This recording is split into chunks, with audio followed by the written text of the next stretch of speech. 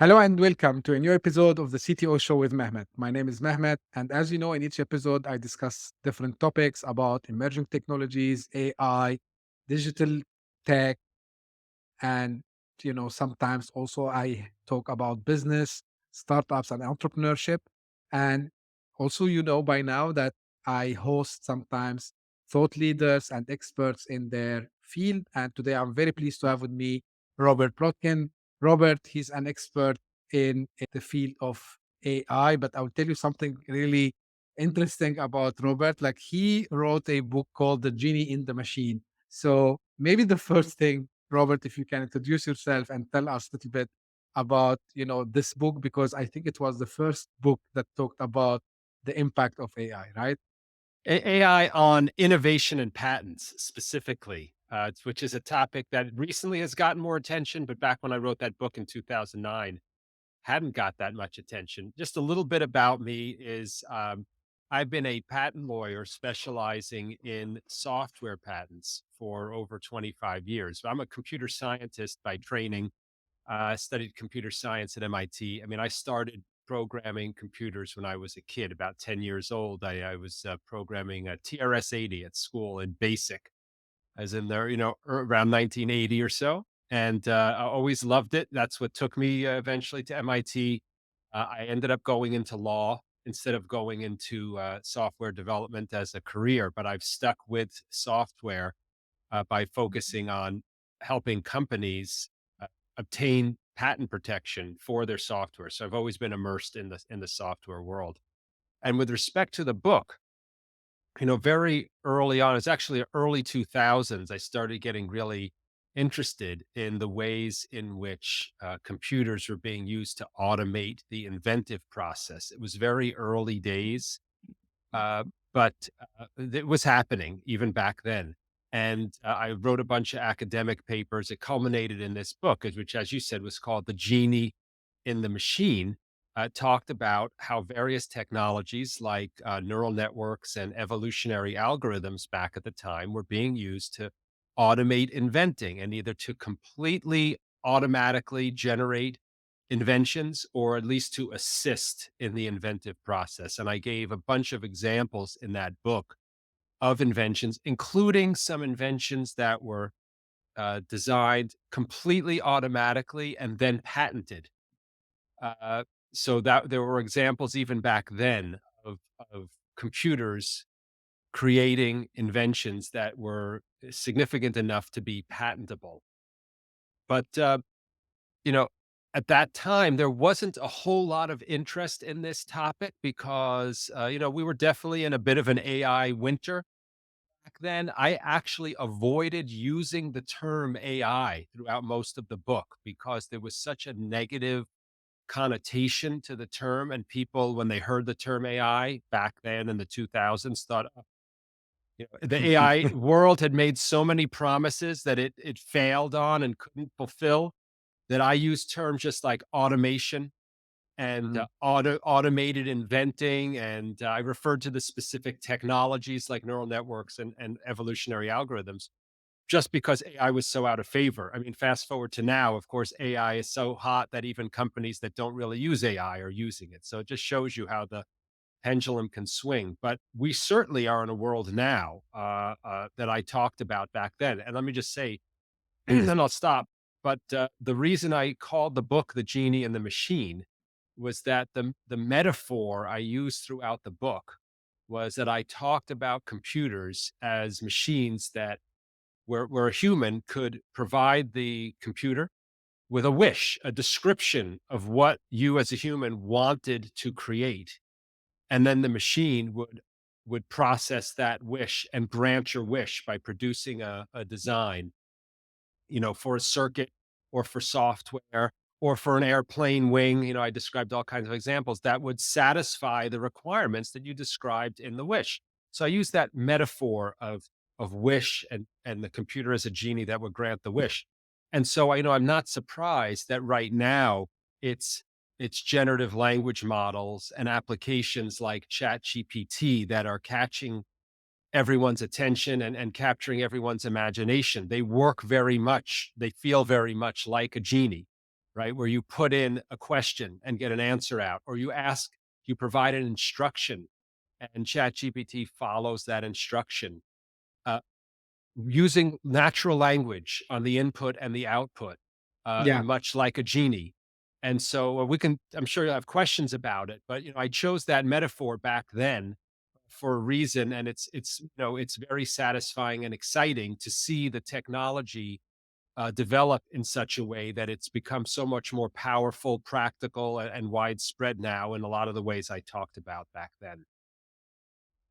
Well, that's really, exciting, I would say. And I imagine at that time, as you said, maybe people would say, is this something for real?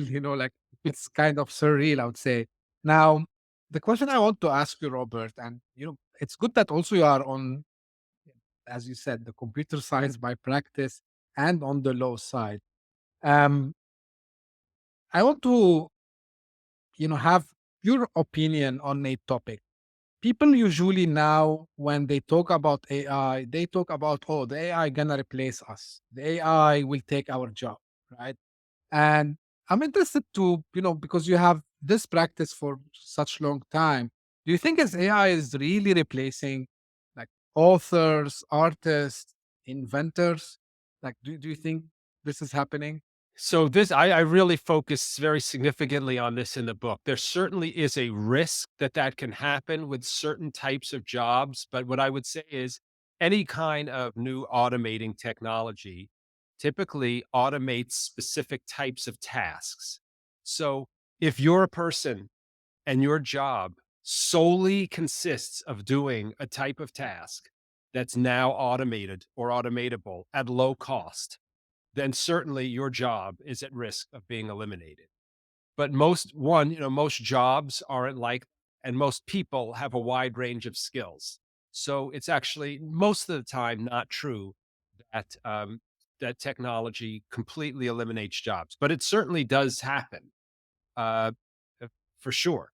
Uh, More what I focused on in the book was given the fact that that is a risk, there's a flip side to it, which is there are many opportunities that are created by automation, which is opportunities for humans to learn how to leverage the technology to augment their own ability. So I think there's really two ways you can look at tools, and I'll use ChatGPT just because it's the current Yeah, application that's so prominent now that most people can relate to, which is you can see it as something that you can use to augment, let's say, your writing skill. ChatGPT is great at generating text. So could it replace you as a writer? I suppose, but it could also make you a more effective, efficient, prolific writer if you learn how to use it.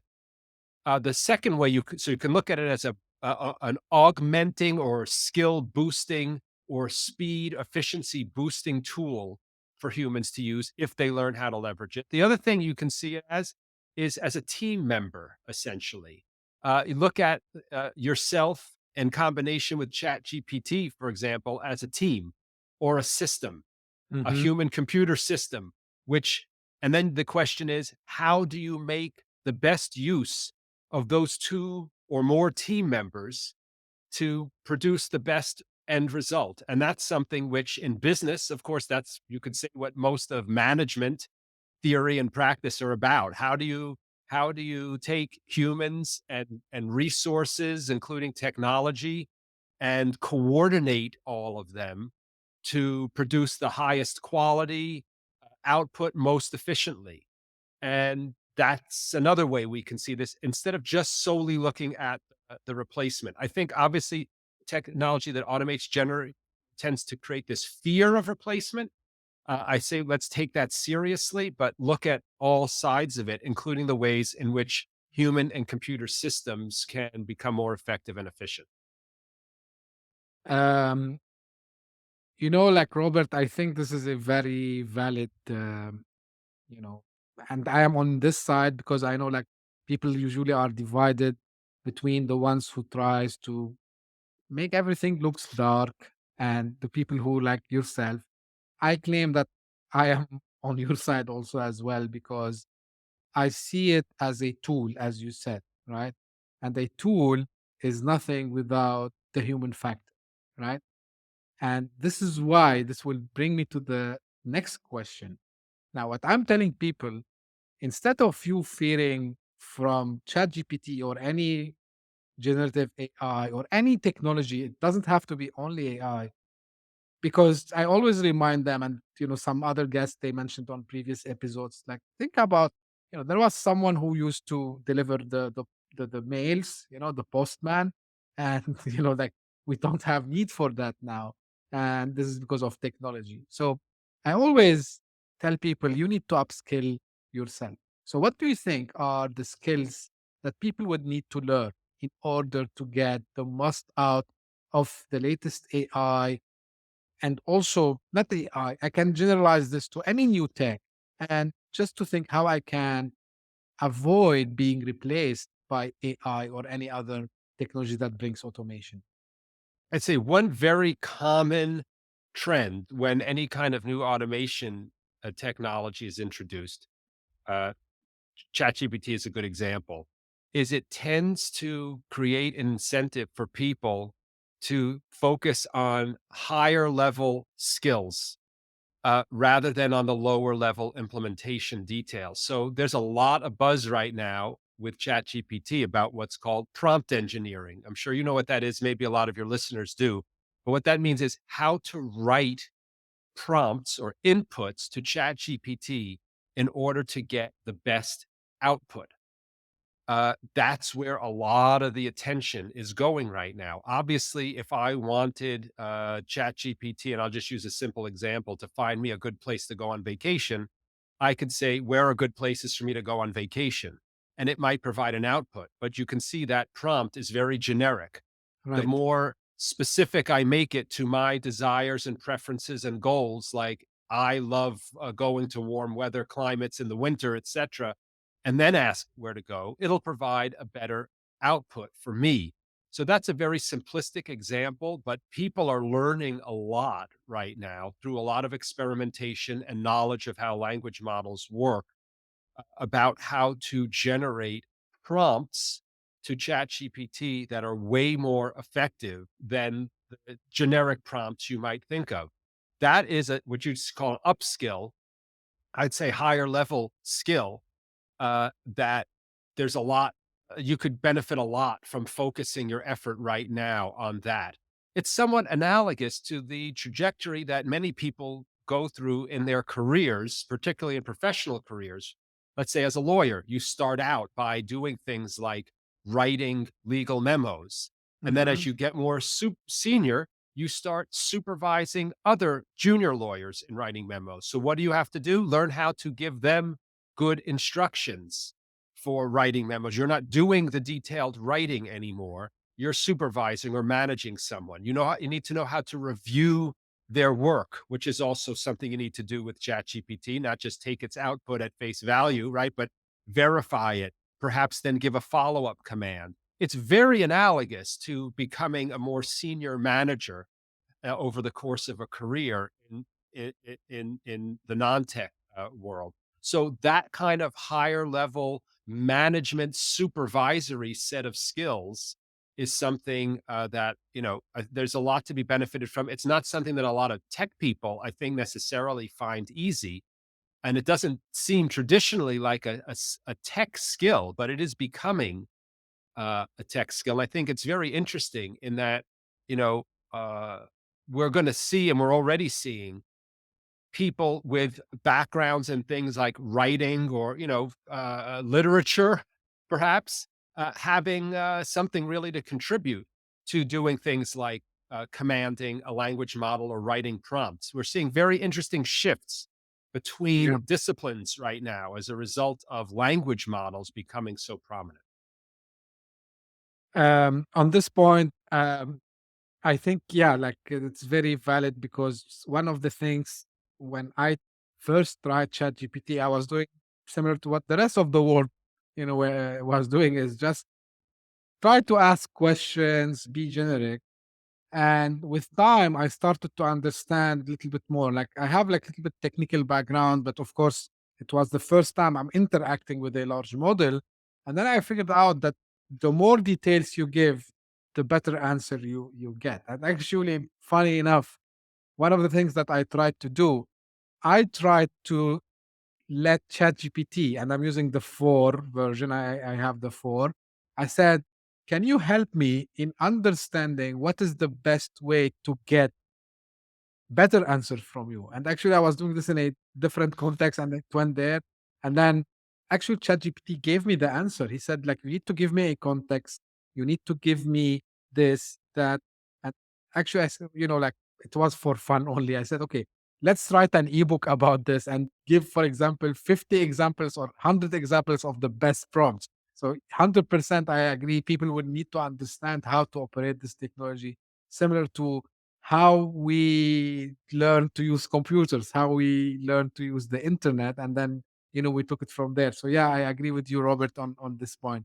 Now, from because you work with a lot of tech companies, even from the legal side, I would say, are you seeing the AI being used by tech companies to develop new products and services? Most of what I'm seeing right now is not involving the use of language models. I am seeing some of that for sure. But I would say language models are getting the most attention on the consumer facing side. I think we will be seeing some more, let's say, tech products that involve the use of language models that are under development. But I'm seeing all kinds of uses of machine learning right now to learn how to study large amounts of data in order to find patterns, to gain insights, and to improve how technology works. Obviously, I'm a lawyer. There's a lot I do that's confidential, but what I'll say generically is a few fields where that's very prominent right now would Mhm, be robotics, uh, which traditionally attempts to program in rules for robots about how to interact with their environment, for example, have not fared very well. But machine learning, uh, the analogy is much like a child, or we as humans learn how to interact with our environments through moving around and experimenting and succeeding and failing. Machine learning is, very, very widely used in robotics, and that's showing significant gains. Another field would be network security. A great example, right? How much mhm. spam do you get? Or just think about attacks on networks. They come through so quickly in such large numbers and they evolve so rapidly. Computers through machine learning do a much better job of studying those patterns of attack and being able to identify them and evolve over time in response to new forms of network attacks. That network security makes very widespread use of AI and machine learning. So I'm seeing a lot. Again, generally, we know machine learning is used when you need to identify patterns and find those patterns then in new situations. So that's very widespread. I'll say, even though I can't provide the details, I am Yeah, sure. seeing people starting to include the use of language models internally in some of those types of products in, I'll just say, surprising or unexpected ways. Okay. And like you mentioned about, being a lawyer and, the legal aspects of the things. I've seen a lot of debates and, even I've seen some companies who want to sue some of these AI companies because of like infringement of their IP. Now, the question is your take on this, like these, models that generate not only content, they generate actually arts, if you want, they generate this. And can really, can we make a patent for the content that an AI model might come up with? Like, I know, like it's a double question, but actually it's in the same framework. Like, from a legal perspective, how do you see it, knowing that you have this expertise, Robert? Yeah. So, I do focus primarily on patents. I think your question does raise some really interesting and tricky issues relating to copyright and trademark. So I won't give a really thorough answer on that because that's not my area of expertise. But I'll say that I know there's a lot of discussion going on right now between, and this has all been made public, between companies like OpenAI and major sources of content. I know I've read recently about Reddit, for example, and I think GPT 3 and 4 use Reddit as one of the Yes. sources of training data, and so I think there probably are some really good arguments that the process of training and the process of using any of the trained data in the output, if that trained data was copyrighted, that some of that could constitute copyright infringement. So I suspect this is a prediction, but I suspect the way this is going to be resolved is through licensing deals, agreements being made between companies like OpenAI and the sources of data they use, like Reddit, to avoid big, costly lawsuits. I think back to when, what was this, 20 plus years ago, when when Napster was founded, and there was a lot of controversy about music file sharing and copyright. And the legal issue, although there were major copyright infringement lawsuits in the industry at that time, the way the issue largely ended up getting resolved was by companies like Apple striking big licensing deals with the major music copyright owners, rather than by hashing it all out through litigation. So I suspect, and I also just hope that that's how it ends up working with AI, that there's some sort of agreement or set of agreements made that allows the AI training to continue on large volumes of data so that we all can get the benefit of that. And so that the copyright owners can be treated fairly and compensated for the work. Because it is true that uh, the quality of the output of something like ChatGPT does rely on tons of content that was created by humans. And as someone whose business is about protecting intellectual property, I think that people who created the content, need to be respected. Their legal rights need to be respected, Mhm. and I hope that there is some sort of industry wide solution to all of this. Yeah, and I think I've read it somewhere that with GPT-4, they can ask where the content is from, so they can do the references for these content. So, um, fair point. And but again, I think it's gonna take some time until because even that music deal that you mentioned that Apple did, it took quite some time from Steve Jobs at that time personally until he was able to convince, that it's a win-win for everyone. And I think it's a win-win even for these companies, because at the end of the day, people gonna still use their platforms. They're gonna use the AI, and everyone is a winner. Now, a question, like it's really, valid. I would say someone might think, okay, and this applies to you and me, by the way, Robert. So, why should someone still hire us when they can get their answers, in just a click? It's a great question. I think that is a question that all professionals, certainly, but really everyone needs to ask themselves and really push themselves on.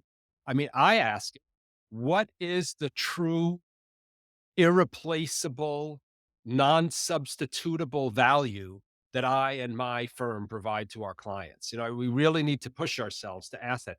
It's easy to become complacent and convince yourself that you're not replaceable in certain ways. And then I think when something like ChatGPT comes along, although it can't replace many people, including me, I think it's a wake up call. It's a wake up call to really have to push yourself hard, ask that question, and come up with a really clear answer. One way to think about it, I think, is again, I think you and your listeners will be familiar with this sort of continuum in the IT world, which is the continuum from what's often called data to information to Yeah. knowledge, right? And so data is raw pieces of data. In a business, it might be revenue numbers. Uh, that's just raw data. Information is when you start attaching some meaning to it. And I'll say that, right, many, many years ago, law firms and accounting firms and other professional firms, stock brokers, were able to generate a lot of revenue just because of their monopoly on data. I'll say stock is a good example. Think back before computerized stock markets and websites that had stock information. Clients of stockbrokers paid stockbrokers just to get data because it Right. wasn't otherwise available. Now, I want to say no one does that. I mean, that might Yeah. be never say never, right? But because the data about the stock markets and even information, meaning information is the next layer, meaning attached to it, like trends, you can pull up on your phone, right, in the built-in app, what the trend has been in the Dow or the Nasdaq over years. That's information now. You can get all of that for free instantly anywhere. So it's hard or impossible then for professionals to charge for information. But my general point is, as you go up, as each layer becomes either automated or available for free or easily, professionals and firms tend to start moving to the next layer to find their value. And we said, most people were saying in the 90s and 2000s that again, law firms and professional firms were going to need to start finding value in knowledge, which goes beyond just mere information. Why? Because information about the law was readily and easily available on the web. So what's knowledge? It's usually called something like the knowledge of how information applies in certain circumstances and how different pieces of information relate to each other. So you could say, oh, just because someone, a consumer, has access to certain legal statutes or court decisions, they might not have the knowledge of how to apply that to their own situation. And that's why they need to turn to a lawyer. Going back to your question, lawyers would say, well, that's why people will still hire me rather than just go on the web. Now, when I think something like ChatGPT starts to move us in the direction of um, is even making certain types of knowledge available. I mean, I've been amazed with certain types of questions how ChatGPT provides at least the appearance of being able to draw connections between different types of concepts.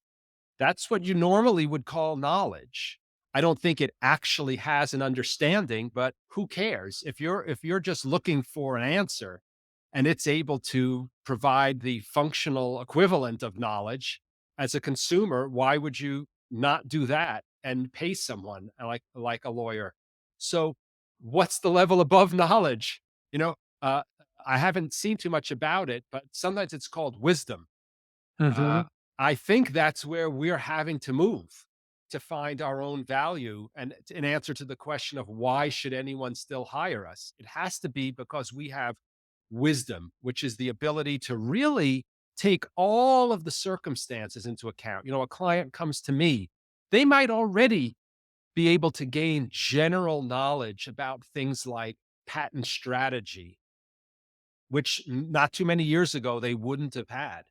But what can I provide? I can take all of my years of experience, talk to them, learn about their goals in great detail, and guide them interactively, not just in one meeting, but over time through the development and execution of intellectual property strategy that's tailored to their goals, their needs, their preferences, their personality, which is very important. That is what I'd say is wisdom.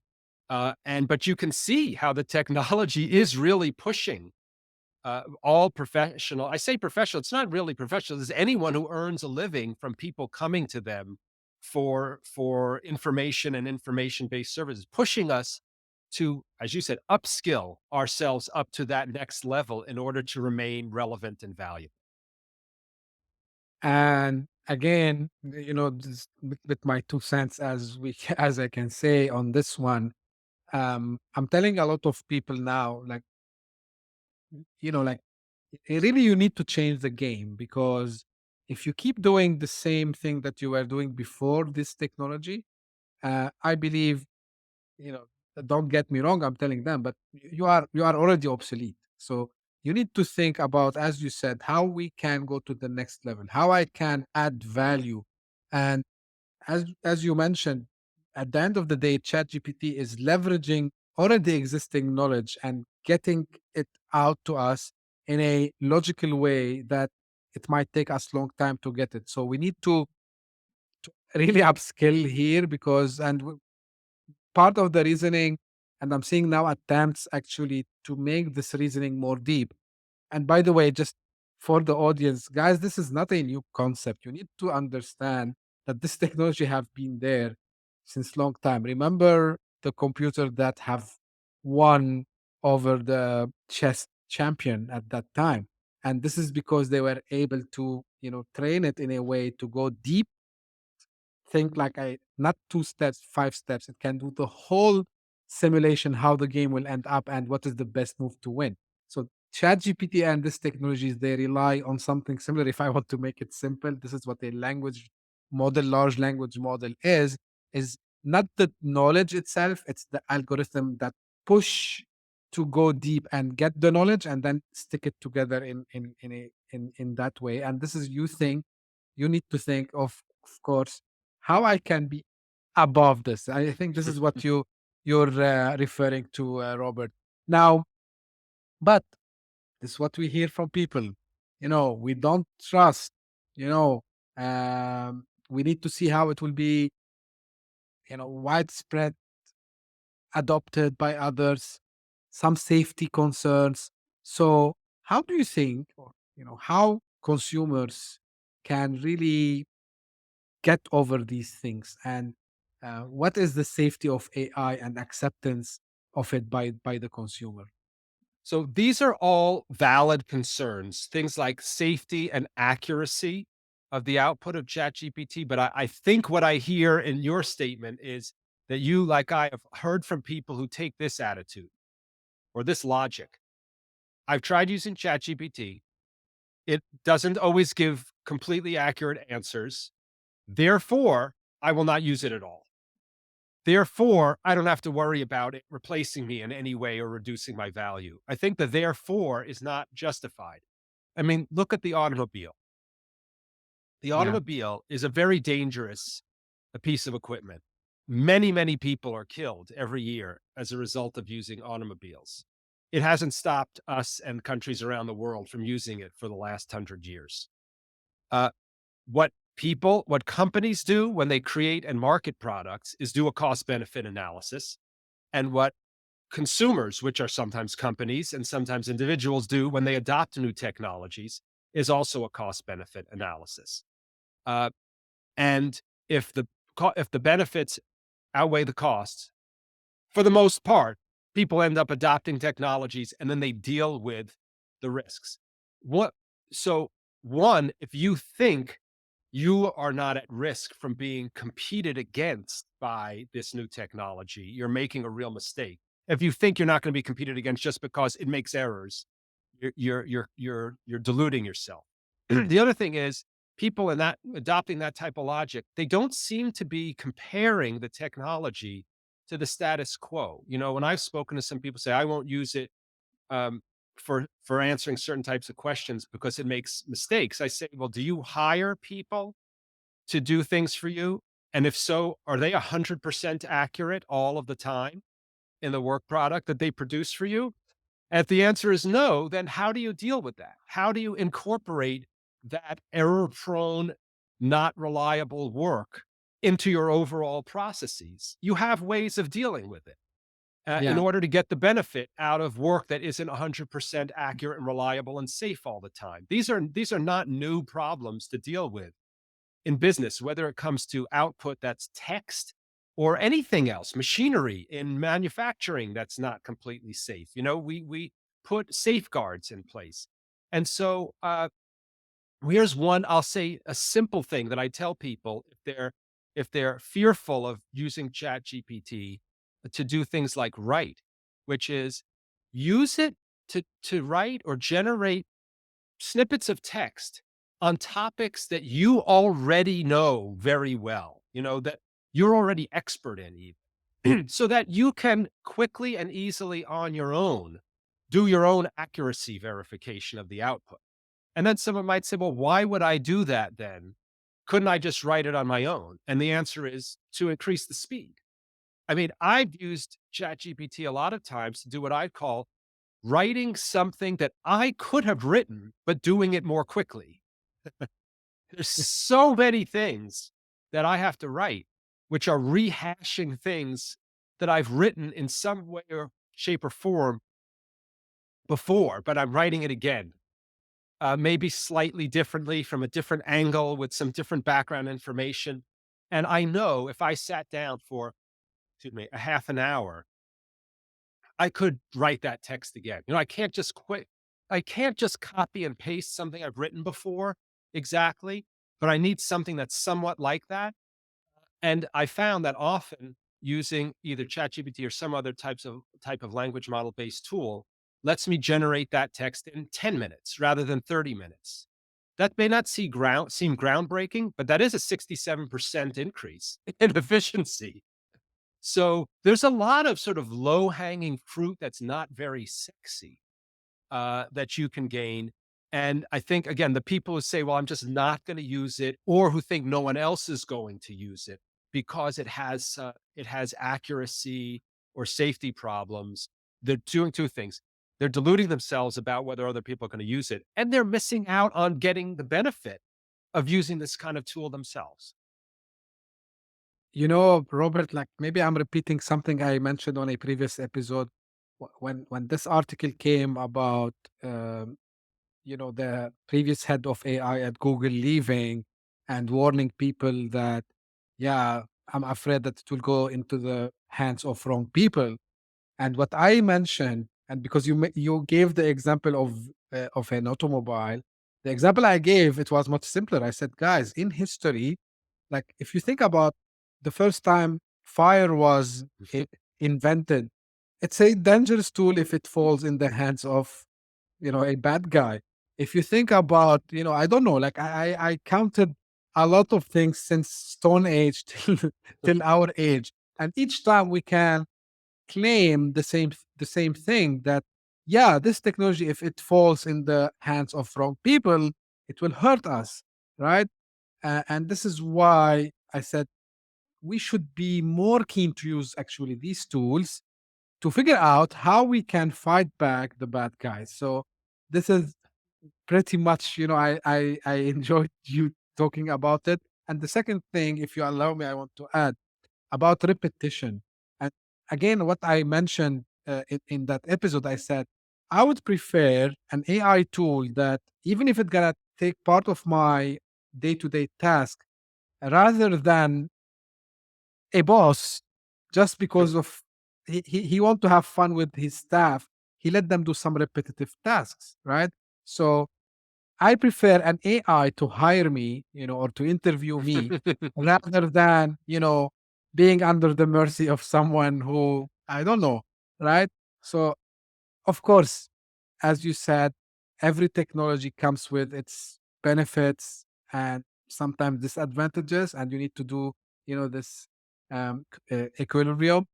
And this is would lead me to the final question, because we mentioned about, like the safety, and a lot of talks have been recently about, you know, how can biases in AI be overcome to promote equity, inclusion, fairness, accuracy?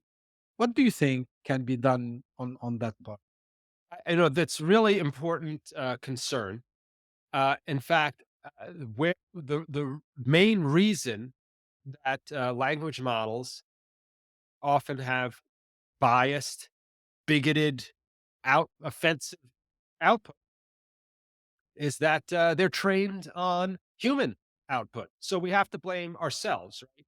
I mean, the internet can be a really a place that's full of lots of offensive, shocking content. I know that OpenAI, when it was testing out early versions of ChatGPT, they found this very, very quickly. And one of the things they did is a partial answer to your question, which is they built in safeguards. You could think of them as filters, um, because the language model itself, for the most part, can't really be tweaked. It's learned. It's not programmed. Excuse me. Most of the work, I believe, to put in these safeguards has to be done on the back end, on the output end. I could be wrong about that. Maybe people are developing new ways now to build the safeguards more directly into the model. You certainly can also influence this by the training data that you use. Perhaps I don't know if anyone is trying to build sort of safer, more DEI friendly type models just by being more selective about which data they use to train. You could certainly imagine that if your goal is to create an application that helps people do things like marketing writing, it doesn't need to be trained on the whole internet necessarily. I mean, you might still benefit from training it on a really large corpus of data, but you could be a lot more selective about the data set that you use to train. In fact, I saw recently that it was Bloomberg, right, had trained this. They claim was the largest ever financial language model based just on financial data. And you can imagine you'd kill two birds with one stone on that, right? You create a domain specific language model that's more tailored to finance. And I would assume, excuse me, you would also potentially, as a side effect, address the offensive content problem because you're training on data that's not from Reddit or other places maybe where people are writing a lot of offensive stuff. I do know there's a lot going on now with people developing, whether it's domain specific or problem specific language models. That's another way to go about it. The other thing that I know is going on now is a lot of organizations. I shouldn't say a lot. Certainly, some large companies are working on developing their own internal language models. You have something like Microsoft Copilot coming down the Yep. pike, right? Which is going to that is very exciting to me. Which is going to let companies, uh, you know, ask questions about and generate content based on their own company's internal Yes. content. Yeah. Uh, that again might serve that double duty of being generating output that's more tailored to the company and not having all the offensive stuff built into it. So I think those are probably the two answers to the question of what is a really legitimate concern. Again, and to your point, Robert, the data is not something that AI created or invented. It is what us humans have generated this. And sometimes when they say, "Yeah, but it's a biased data, it's biased information," I said, "Well, I cannot blame the AI itself because remember, the AI it's not something that has it doesn't have it's not a conscious, right? So it's just a program. It's just a software. And like as they used to teach us in computer science 101, a software is like a black box.